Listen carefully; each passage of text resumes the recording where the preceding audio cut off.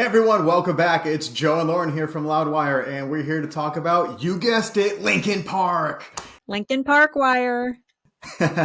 We're usually Slipknot Wire, so this is a really nice break away from a lot of really intense Slipknot overload. Everybody knows that's what we're the most guilty of. But right now, it's Linkin Park, and we have a lot to talk about because you fans are out of control.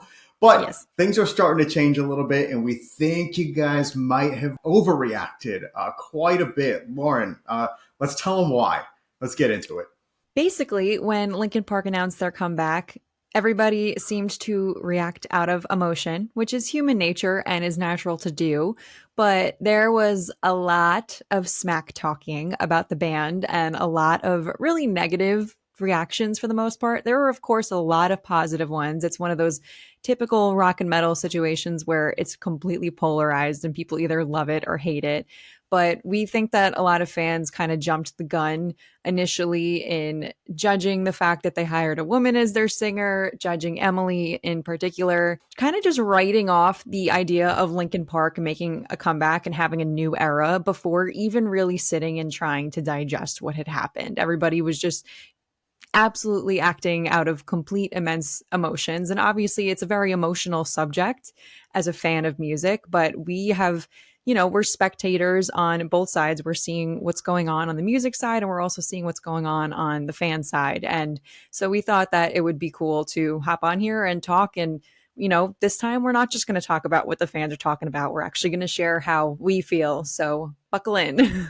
Yeah, and it's fun because now we're seeing the narrative start to shift a little bit, right? Like there was the first song, The Emptiness Machine, there's the reaction, and everybody we know brought up the Scientology stuff, the Danny Masterson things, and that's all been addressed. We're past that right now. Not to, minimize any points that people had about those things at all. It's fine to bring it up. That's perfectly okay. And it was addressed. But now that Emily's had more time on stage and we have another new song, Heavy as the Crown, super heavy song. That scream is absolutely brutal. This is what you asked for! And now I think with that scream, Emily has definitely won everybody over, as if the whole like "shut up when you're talking to me" part during the live stream didn't have everybody sold already. But we're seeing a lot of different comments on different reasons why now everybody's starting to warm up to Emily a little bit, and it's just nobody needs to make a decision permanently on where you stand on Linkin Park the instant they step out on stage. I mean, it was 5 minutes after the live stream began and everybody's like forming like these massive opinions. And it's like, just give it some time. It's okay. I know we're in a very fast paced world. We're in a reaction driven world, but give them a chance to release some new songs. And the first song, I think, a little bit more melancholic and a little bit more on the rock side than like the super heavy stuff that we get from Linkin Park. But now we're getting the duality that we've always loved about Linkin Park with the new song. Emily's been on stage a lot more times, totally crushing it. And Lauren, what have you seen people saying about Emily performing live?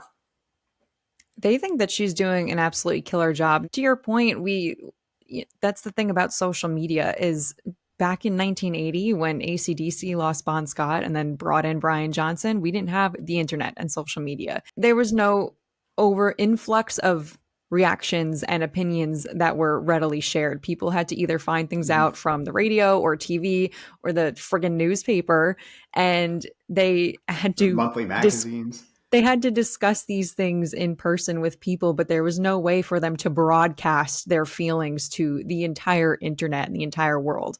So, there were a lot of bands who have done this in the past. Alice in Chains did it. And we know that Lane Staley is one of the most beloved singers in rock. And they were able to overcome it and bring in William Duvall and have had a really successful career with him. They're going back out on tour next year. So I think fans are realizing that they're either going to have to just accept it and be part of this really exciting time, or they're going to be on the outside and just continue to be angry while everybody else is enjoying this. So I think that has to do a little bit also with the shift in mentality. Yeah, we're seeing people start to enjoy it more. And I'm shocked at how natural Emily looks on stage already. Like the first performance, the live stream, we've got a lot of nerves in there. So I think there were a couple moments where, maybe a little shaky, nothing like terrible or anything like that, but you could tell that this is a first time, and not to mention everybody else getting back on stage. But I've seen other singers replace people in bands, and it takes them a year, 2 years, a couple albums to really get the feel and the hang of the older material.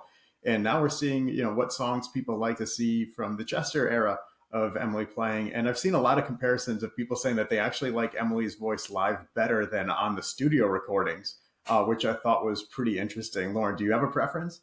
I think I always prefer live vocals because it's proving that there's nothing there to support their voice. So you're having to hear their raw, unfiltered talent. So there's always a part of me that's going to prefer hearing a live version of something over the studio because there's no enhancements. But I think she sounds great on both. I don't necessarily think that I have a preference. I just think that it's a different experience when you're listening to both. Yeah, I think Linkin Park is very much there's a studio band and there's a live band because they're a band that really loves to tinker around in the studio and experiment with all these different effects. Like if you listen to Mike Shinoda's isolated vocal tracks off Hybrid Theory, there's so many effects on it. They're like cutting stuff up. It looks like the fastest like supercut that a lot of these YouTubers do these days. But it's all intentional. And I think, we could separate the studio material from the live stuff. I'm with you on the live singing. I think she's an absolute belter with tremendous talent. And especially when we heard Heavy as the Crown debut live, which shocked everybody. I mean, there's some super high clean notes that she's hitting too. Never mind that massive scream that she lays into. So I think it's really cool that we have a band like that where we can separate those versions of the studio and the live band. And she's a real powerhouse rock singer.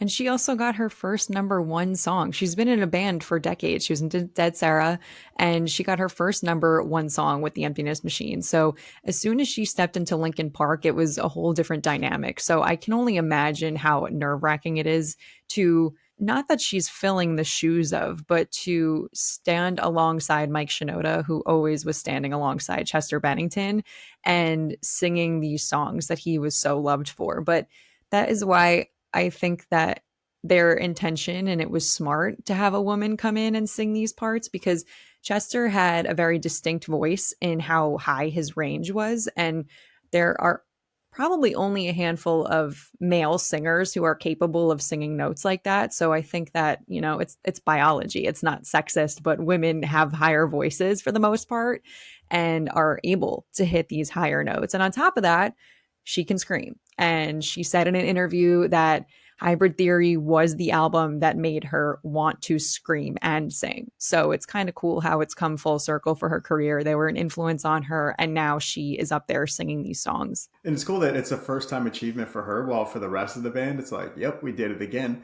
Yeah. They've got a diamond album. They've achieved so much in music, but she's going to be experiencing a lot of firsts, while others in the band, getting used to this again. I guess It's we could another say. walk in the park for them. Yeah. I'll say that the moment that completely sold me on Emily, one of the first moments was actually the Jimmy Fallon performance of the Emptiness Machine. I thought it was super tight, and you just hear such clarity in her vocal, and they were so just dialed in for that moment. Obviously, knowing that you're going to be on TV, maybe that just brings out the best in everybody. It certainly did that night. And then again, seeing Heavy as the Crown debuted live, and ultimately a band is a touring commodity. That's what they do most now. So that's what you want to be the most sure of, is when I go to see this band live, like, are they going to deliver? And now everybody else is starting to react and post that, like, they're really warming up to this era. And it only took a couple weeks, especially after such a negative start. You have to imagine that the people in the band know what's best for the band. None of us, none of the fans, none of the family members of the band members, nobody who isn't actually in the band themselves knows what's best for the band. So I think that a lot of people were skeptical in the beginning, and they really should have just trusted that Linkin Park know Linkin Park best.